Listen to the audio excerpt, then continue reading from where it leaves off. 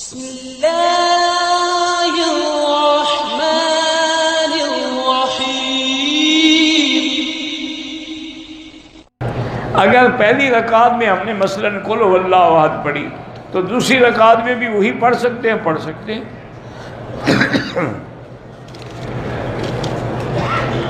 حضور پاک نے احرام باندھنے سے پہلے بدن پہ خوشبو لگائی ہے۔ بی بی عائشہ فرماتی ہے میں نے اپنے ہاتھوں سے حضور کے سینے مبارک پہ خوشبو لگائی۔ ایک شخص کی اپنی اولاد نہیں ہے، اس نے کسی سے ایک بچہ لے کے پالا ہے، وہ اس کی جائیداد کا وارث نہیں ہوگا۔ یہ تو متبنہ ہے نا، حقیقی بیٹا تو نہیں۔ موبائل میں قرآن پاک رکھ سکتے، لاؤڈ کر کے رکھ سکتے ہیں، چاہے حمام جائیں وہ موبائل لے جا سکتے ہیں۔ ہمارے ایک بھائی کو 10% آنکھ میں بینائی ہے، حج فرض ہے۔ حج کا تعلق بینائی سے نہیں، اندھے بھی تو حج کرتے ہیں نا۔ اگر صحت ہے، تندرستی ہے، کسی کو ساتھ لے آئے، اس کو پکڑ کے رکھے۔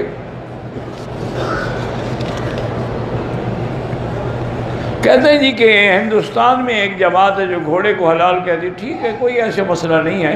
امام بخاری رحمۃ اللہ علیہ بھی اس کو حلال فرماتے تھے، اس لیے جتنے بخاری لوگ ہیں نا بخارا کے، یہ سب کھاتے ہیں۔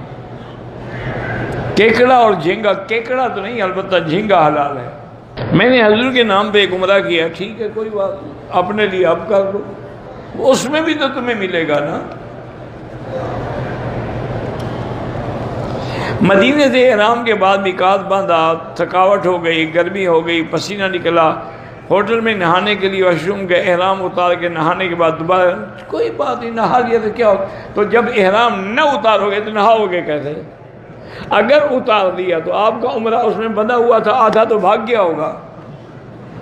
کیا جاہلوں والی باتیں، کیوں مجھے تنگ کرتے ہو بھائی؟ پھر قسم کھائی ہوئی ہے، پھر کہتے ہیں مکی جب ناراض نہ ہو آدمی۔ بھائی اللہ کے بندے، حمام میں ہر کوئی جاتا ہے، چادر اتار لیتے ہیں۔ آج کل کموڈ ہے، ہمارے دیہاتی لوگ بیچارے کموڈ یوز کرنا نہیں جانتے، وہ ڈر کے مارے کہ پلیتی نہ ہو کپڑے کو لٹکا دیتے ہیں اوپر، کوئی حرج نہیں، کوئی مسئلہ نہیں۔ ہمارے یہاں مدرسوں سے بچوں کو بلا کے قرآن ختم کراتے ہیں، یہ بدعت ہے۔ تم خود کرو، گھر والے پر بیٹھ کے پڑھو۔ عمرے کی نیت تو میں نے دل میں کی، لیکن تلبیہ نہیں پڑھا، کچھ پڑھا کہ نہیں پڑھا پھر عمرہ نہیں ہوگا۔ اگر لبیک نہیں پڑھا، الحمدللہ پڑھا، سبحان اللہ پڑھا، اللہ کچھ تو پڑھا ہوگا، نہیں پڑھا پھر عمرہ نہیں ہوگا۔ حالت احرام میں نسوار رکھنا ڈبل حرام ہے۔ میں نے اپنے والد جو زندہ ہیں 1,00,000 کلمہ پڑھ کے وقف کیا ہے، اس کا اجر ملے گا؟ ہاں ملے گا۔ مجھے سمجھ ویسے نہیں آتی، وقف کیا ہے کیا معنی؟ سٹور کر دیا ہے آپ نے اس کو؟ چابی آپ کے پاس ہے یا والد کے پاس ہے؟ بہرحال یہ کہہ دو کہ اللہ اس کا ثواب تمہارے والد کو دے۔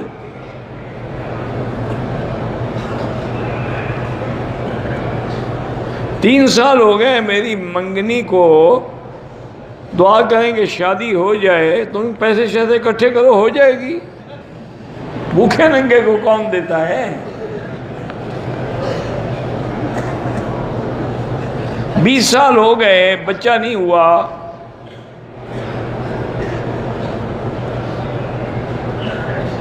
بیوی کو خاوند نے کہا کہ تم کسی اور مرد کے ساتھ رات گزار لو، چونکہ میں تو اولاد پیدا کرنے کے قابل نہیں ہوں۔ تو اب عورت کو نفرت ہو گئی ہونی چاہیے کہ ایسا بے غیرت اور دیوس آدمی ہے جو بیوی کو کہتا ہے کسی اور کے پاس جا کے رات گزارو۔ بھئی تمہیں اولاد کے قابل نہیں ہو تو علاج کرواؤ۔ آج کل تو علاج کوئی مشکل نہیں ہے، جدید میڈیکل سائنس میں بالکل علاج ہوتا ہے۔ سب سے بہتر ذکر جو ہے، افضل الذکر لا الہ الا اللہ محمد الرسول اللہ۔ میری بیٹی کو حمل ہے، اللہ اولاد صالح عطا فرمائے۔ آپ نے میری بیوی کے لیے دعا کی، اللہ آپ کو خیر دے۔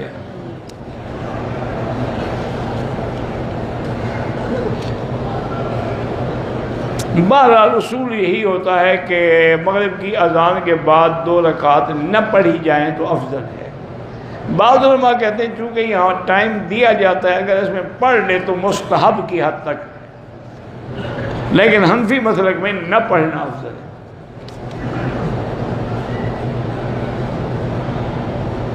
ہمارے ہوٹل کی کھڑکی سے حرم کی صفیں نظر آتی ہیں، چھوٹے بچے ساتھ ہیں، خواتین کمرے میں، باہر ان کو بھی چاہیے کہ باہر نکل کے صفوں کے پاس آئیں، یہ نہیں کہ کمروں میں بیٹھ کے پڑھتی رہیں۔